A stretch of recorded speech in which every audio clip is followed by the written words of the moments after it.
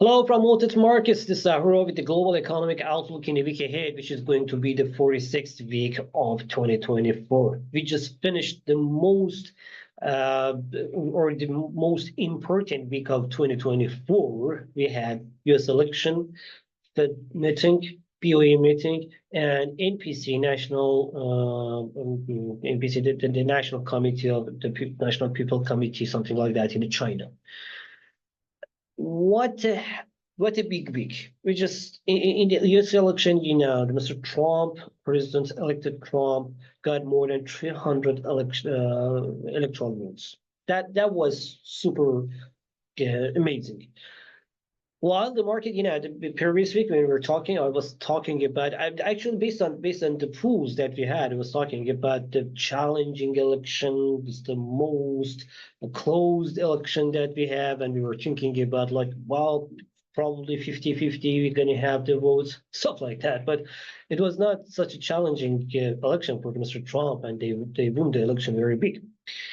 It's not just about the presidential election. We know that the red wave won the election in the presidency, they won the Senate, and most probably the House as well, which means that in the next 2 years, the Republican will have no specific they will not have very serious challenge against when they want to do something, or they want to change some law, bring something new, build up something in the economy, or whatever they want, they can do, because there is no House and a Senate to be able to stay against them.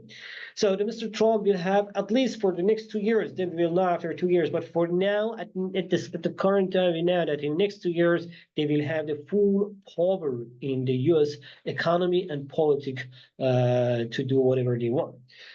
Later on Thursday, also we had Federal Reserve meeting. We know the Fed meeting, they cut the rate by 25 basis points as it was expected. There is nothing surprise, but the surprise was in the statement. Surprise was in press conference.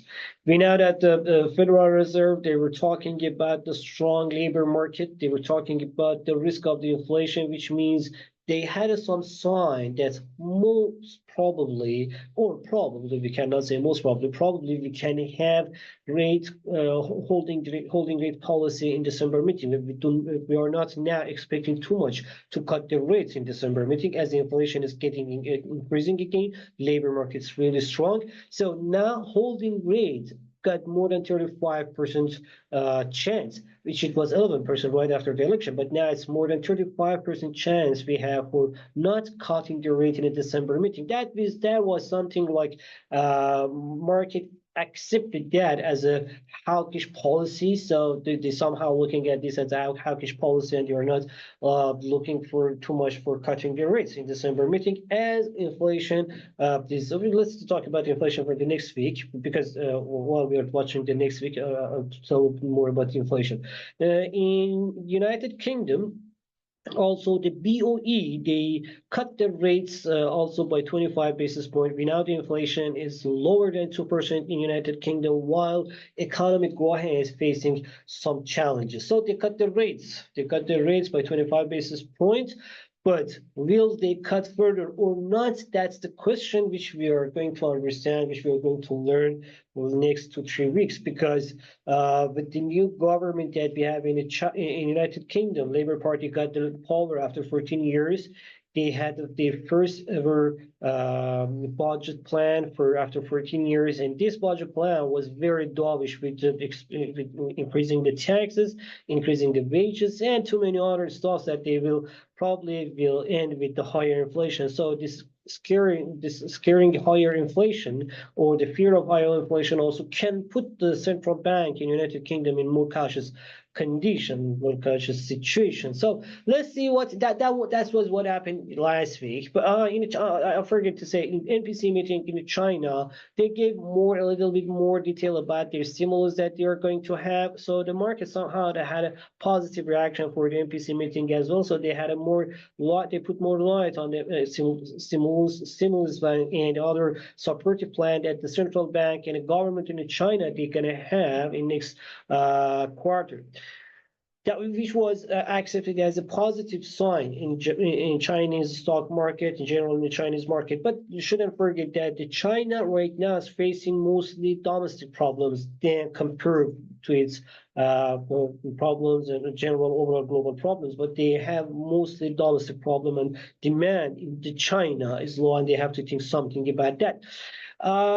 For the week ahead, gonna be a light week, which in United States we will have inflation data on Wednesday and Thursday. On CPI and core CPI is going to be published on Wednesday. We are expecting both CPI and core CPI to increase by 0.2 and 0.3% respectively, which means that the annual CPI can increase to almost 2.5%, and annual core CPI with 3% with 0.3% monthly increase can increase to 3.4 or probably 3.5% in annual scale. We have already 3 months. If it happened, we will have already 3 months that the inflation is increasing by 0.3%, which is not a good sign. Later on Thursday, also, we will have the producer inflation, which is expected to increase by 0.2%. We know 2 months ago it was negative, last month it was flat, and this month we are expecting to see 0.2% increase in the PPI, which means that the inflation worries and inflation concerns should be taken more seriously. So that was the reason that the market already, they're counting with more than 3.35% on not cutting the rates on December meeting. So this is what we had in United Kingdom, what we are going to have in United Kingdom. As you know, as always, also initial jobless claims going to be published on Thursday, and market will be watched that as well. However, the next week, the Fed members and FOMC members gonna have too many speeches, including Mr. Powell's speeches, and these speeches will be very, very, very important to watch.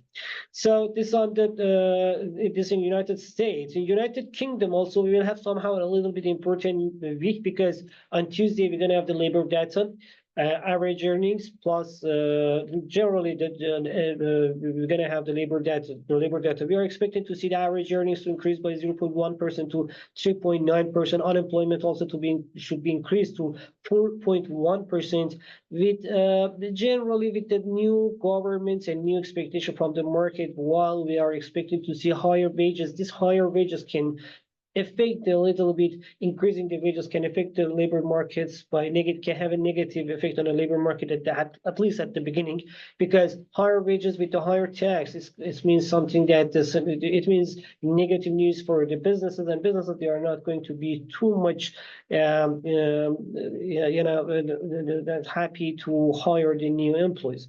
So again, in United Kingdom on Thursday or Friday, most probably on Friday, we will have more data from the GDP. We're expecting to see the GDP in Q3 to increase by 0.2%. Generally, GDP, industrial production and manufacturing production data we will have on Thursday from the United Kingdom. We are expecting to see a little bit positive data after 2 or 3 months negative numbers that we had.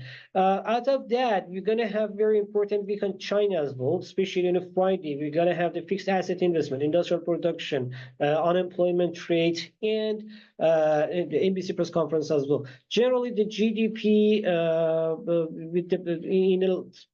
in the fourth quarter, we are going to be positive in China, because when the expectation for the GDP is good, it means that just for the fourth quarter, and I'm not talking about the whole year.